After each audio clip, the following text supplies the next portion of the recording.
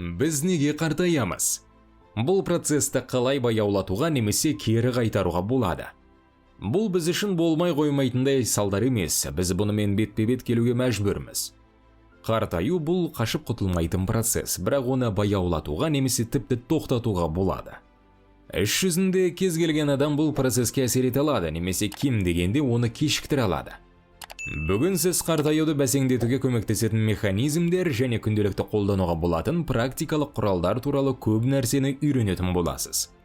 Неліктен глюкоза мен инсулин деңгейінің жоғарылауы қартаюды тездетеді? Неліктен күні жасалатын жаттығулар өміріңізді ұзартады? Ең әуелі адам ашықпау керек деген өрескел қателіктен бастағанымыз жөн. Бұрын біздің денеміз өмір бойы аурумен және қартаюмен күресіп келді. Біз туылғанға дейін энтропиямен күресеміз. Барлығы бірте-бірте бұзылып жатыр. Көптеген елдерде адамдар жайлы өмір сүреді. Тамақ пен баспанаға қол жеткізе алады және жыртқыштардан қашудан қажеті жоқ. Дегенмен бұл проблема тудырады, өйткені ұзақ өмір сүру механизмдері әдетте суық, аштық және қорқыныш арқылы іске қосылады. Қазіргі қоғамда бұл механизмдер әрекетсіз күйде, өйткені қажет болмағандықтан дене өзін-өзі қорғауға энергия бөлмейді. Ал қазіргі қоғам жағдайды тек нашарлатады. Біз денемізді алдап жайлылық аймағынан шығуымыз керек. Біз дұрыс тамақтануымыз керек және тамақты аз тұтынуымыз керек.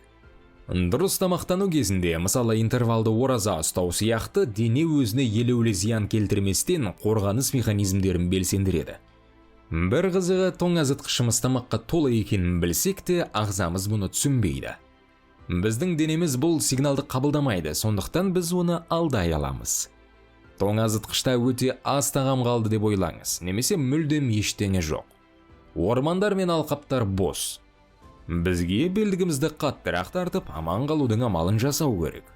Осылайша сіз денеңіздегі майды азайтасыз, тамақ іздеуге қуат беру үшін метаболизміңізді жылдамдатасыз және сергек боласыз. Өйткені тамақ іздеу және денеңізді зиянкестерден, инфекциялардан және әртүрлі аурулардан қорғау маңыздырақ болады. Мен қолданатын тағы бір құрал бұл тұрып жұмыс істеу. Отырықшы өмір салтының арқасында біз бұл бұлшықеттерімізді атрофияға ұшыратып белсенділікті азайтамыз. Бұл гормондардың, әсіресе тестостеронның деңгейі төмендейді дегенді білдіреді. Орныңыздан тұрыңыз, немесе серуендеңіз, немесе велосипедпен жүріңіз. Осылайша біз өзімізді гипоксиялық күйге жеткіземіз. Бұл кезде денеге оттегі көбірек қажет болады және бұл қорғаныс механизмдерін белсендіруге көмектеседі. Жаттығу тек сіздің денеңіздің жақсы физикалық пішіні үшін ғана емес, ұзақ өмір сүру үшін де пайдалы. Спорт аурулар мен олардың салдарын болдырмауға көмектеседі. Жаттығу ісіктің дамуын бәсеңдетеді және жүрек ауруының қаупін азайтады. Олар барлық қатерлі ісік жағдайларының 23%-на дейін алдын алады. Сонымен қатар, спорт жүрек қан тамырлары ауруларының жиілігін 30%-ға азайтады.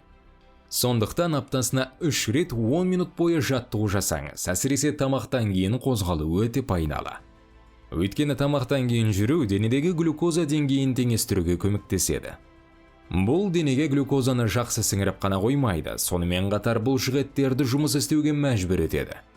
Біздің денемізді алдай алатынымыз өте жақсы және оны жасау қиын емес, тек біз талқылаған нәрсені істеу керек. Сіз бұдан бұрын ұзақ өмір сүруді қамтамасыз ететін және өлім жітімді азайтатын негізгі күштер туралы айтқан болатынсыз. Бізге бұл туралы аздап айтып беріңізші. Темекі шегуге болмайтынын бәріміз білеміз деп ойлаймын, өйткені бұл әдет өмірімізді айтарлықтай қысқартады. Темекі шегу мезгілсіз өлім қаупін 40%-ға арттырады. Бұл нені білдіреді? Бұл темекі шегетін адамдардың кез келген уақытта өлім мүмкіндігі темекі тартпайтындарға қарағанда 40%-ға жоғары дегенді білдіреді. Бұл айырмашылықты түсіну өте маңызды. Бұл сіздің өміріңіздің 40%-ға қысқарғанын білдірмейді. Бірақ бұл сіздің кез келген уақытта өлі қаупіңіз темекі шекпейтіндерге қарағанда 40%-ға жоғары дегенді білдіреді. Жоғары қан қысымның өзі бұл қауіпті 20-25%-ға арттырады. Бұл салада шатасу бар, себебі қауіпті айтарлықтай арттыратын кейбір жағдайлар бар. Мысалы, гипертония – бұл екінші типті қант диабеті, оны бақылау немесе басқару мүмкін емес. Сондықтан ARVC қаупі 175%-ға дейін артады. Жағдайды қалай жақсартуға болады және өзіңізді осы күйге келтірмеу үшін не істеу керек? Бұлшықет массасы төмен адамдар мен бұлшықет массасы жоғары адамдарды салыстыра отырып, біз бірінші топтағы адамдарда қартаю процесі айтарлықтай жылдамдайтынын көреміз. Бұлшықет массасы төмен адамдарда бұлшықет массасы жоғары адамдармен салыстырғанда өлім қаупі 200%-ға жоғары. Бұл бұлшықет массасы төмен адамдардың кез келген себеппен өлім мүмкіндігі әлдеқайда жоғары екенін білдіреді. VO2 max көрсеткішінің негізінде бір жыныстағы және жастағы адамдардың төменгі 25%-ын алайық.